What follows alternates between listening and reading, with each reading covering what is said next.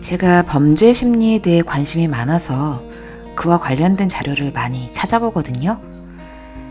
최근 범죄 흐름을 살펴보다가 유독 눈에 띄는 하나의 범죄 유형을 발견했습니다. 여러분은 그게 무엇이라고 생각하시나요?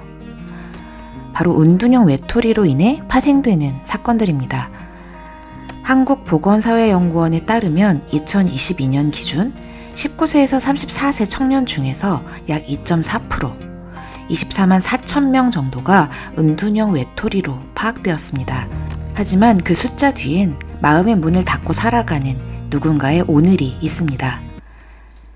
일본에선 이들을 히키코모리라고 부르는데요. 들어보신 적 있으실 것 같아요. 2000년대 전후에 일본 사회의 심각한 문제로 부각됐는데요. 그리고 2019년 30년 이상 고립된 생활을 하던 51세 남성이 등교 중이던 초등학생들과 부모들을 공격해서 2명이 숨지고 다수가 다치는 사건이 있었습니다. 가와사키 사건이라고 부르는데 그 사람은 자신을 의미 없는 사람이라고 느끼면서 마지막에라도 누군가를 사랑했다는 걸 보여주고 싶었다라는 말을 했습니다. 말도 안 되는 얘기죠. 하지만 은둔형 외톨이들의 의식은 외부와의 소통 없이 고립된 자기 내부에서만 형성되기 때문에 우리가 아는 논리로는 설명되지 않는 자기 중심성을 띱니다. 한국에서도 비슷한 사건이 있었는데요. SNS로만 3년 넘게 소통하던 여사친을 처음 만난 날 잔인하게 살해한 소년이 있었습니다. 크리스마스 살인이라고도 부르던데 열등감과 자기 혐오에 점철돼 있던 소년이 그 소녀가 다른 친구들과도 소통하고 잘 지내는 것을 보면서 자신이 버려지고 거절당할까봐 두려운 감정이 폭력으로 터져나온 비극이었어요. 이들은 처음엔 자신을 해하다가 차라리 같이 죽자라는 생각으로 바뀌었고 결국 본인만 살아남았습니다. 이처럼 고립된 마음속에서 길러진 분노는 논리로는 도저히 설명할 수 없고 이해할 수 없는 형태로 폭발하게 되는 거죠.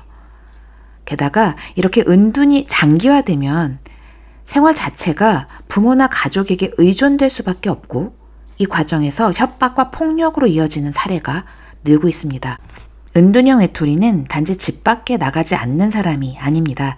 학교, 직장, 사회적 관계가 단절된 채로 고립된 삶을 지속합니다. 우울감과 불안, 수치심이 심하고 의외로 완벽주의 성향을 가진 경우도 많다고 해요. 실패에 대한 두려움, 세상에 대한 분노와 무기력으로 현실을 회피하고 때때로 게임 중독에 빠지는 경우도 많이 있다고 합니다. 요즘에. 가족조차 문제를 인식하지 못하거나 방치하게 되면 그 분노는 누적되고 결국엔 범죄와 폭력으로 이어지는 거죠. 코로나 팬데믹 이후 Z세대에서 이 현상이 특히 도드라지게 나타나고 있는데요. 이들은 태어날 때부터 와이파이가 있었던 말 그대로 디지털 네이티브 세대입니다. 24시간 연결돼 있지만 정작 현실 대화는 사라져버린 거죠. SNS 속 좋아요는 넘치는데 정작 너 괜찮니? 라고 진심으로 물어봐주는 사람이 없는 겁니다. 비교와 평가, 자아 노출의 압박 속에서 점점 더 많이 깊이 숨어버린 외톨이들. 이들을 단순히 게으르다, 내성적이다, 개인주의다 라고만 할 수는 없을 것 같아요. 이 고립은 개인의 문제가 아니라 점차 공동체 전체를 뒤흔드는 무음의 지진이 되기 때문입니다. 가족의 해체, 사회의 신뢰 붕괴, 노동력의 부족, 그런 전조들은 이미 여기저기서 드러나고 있죠. 은둔은 그냥 혼자가 좋아서가 아니라 사랑받지 못한 분노의 축적일 수 있습니다. 그래서 제가 이런 부분을 깊이 생각하면서 그간 나눠봤던 책 중에 소개해드릴 책이 뭐가 있을까 생각을 했는데 딱 이 책이 떠오르더라고요. 헨리 나우엔의 상처 입은 치유자. 그 첫 장에 이미 이런 고립된 세대들을 위한 사역이라는 제목의 챕터가 있어요. 헨리 나우엔은 이 책에서 자신의 상처를 피하지 말고 그것을 통해 타인을 돌보는 통로로 삼으라고 말하고 있어요. 우리 마음이 사회에서 거부당했거나 상처받은 상황을 이겨낼 힘이 있어야 된다는 거죠. 하지만 실제로 보면 상처를 피하지 않고 대면할 만한 용기를 가지지 못한 사람들이 대부분이더라고요. 그러나 헬리나우에는 우리의 상처는 숨겨야 할 것이 아니라 다른 이와 연결되는 다리가 될 수 있다고 말합니다. 완벽하지 않아도 괜찮아요. 상처받은 나도 누군가에게는 위로가 될 수 있기 때문이죠. 왜냐하면 예수님도 그런 분이셨거든요. Z세대의 상처와 고립도 치유의 출발점이 될 수 있습니다. 나를 판단하지 않는 누군가가 곁에 있어 준다면 그건 이미 치유의 시작이 될 수 있기 때문에 교회는 지금 힘들어하는 사람들을 자신들의 세계로 끌어들이기보다 그들의 언어로 항상 그 자리에 있어주는 것이 중요합니다. 말보다 존재로 함께하는 사랑, 그게 교회가 할 수 있는 가장 깊은 위로입니다. 어른들은 자꾸 가르치려 하죠. 하지만 지금 상처받은 세대에게 필요한 건 충고가 아니라 그 자리에 있어주는 사람입니다. 그렇게 곁에 있어줄 때 이 고립된 세대도 자신의 상처를 피하지 않고 그 상처를 누군가에게 다가가는 다리로 삼을 수 있게 될 겁니다.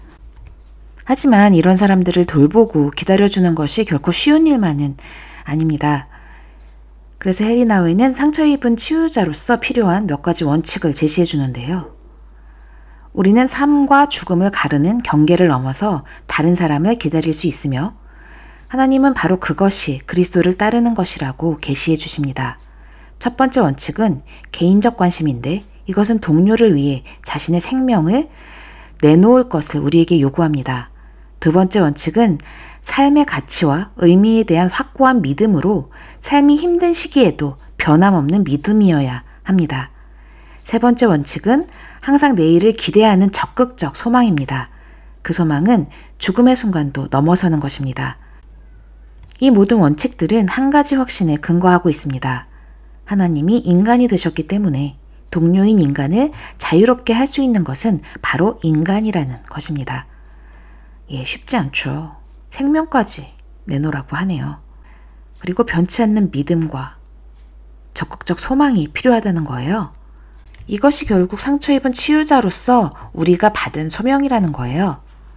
우리는 동료인 인간을 도와줘야 하고 옆에 있어줘야 할 책임이 있습니다. 크리스천 리더십은 결국 섬김을 통해서만 성취될 수 있습니다. 섬기기 위해서 인간이 그 동료와 함께 나누어야 하는 모든 취약점을 가지고 상황 속으로 기꺼이 뛰어들어야 합니다. 고통이 수반되는 자기 부인의 경험이지만 동시에 인간을 혼란과 공포의 감옥으로부터 구해낼 수 있는 경험이기도 합니다. 자, 여러분 어떠세요? 동의하실 수 있으신가요? 요즘같이 핵 개인의 시대에 누군가의 옆을 지키라는 말이 부담스럽고 버거울 수 있을 거예요. 하지만 하나님은 나 혼자가 아니라 공동체와 함께 살아가고 성장하길 바라신다는 것을 확신하셔야 합니다.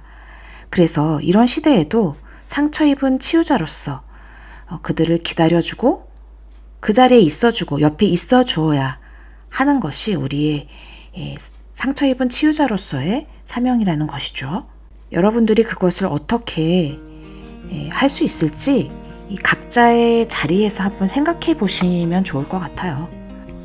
결국 우리가 그렇게 함께 있어 줄 때 은둔형 외톨이들의 그 상처와 분노를 조금이라도 단 한 사람이라도 상쇄시킬 수 있다면, 도와줄 수 있다면 그것은 사회에도 굉장히 좋은 영향력을 미치는 거니까요.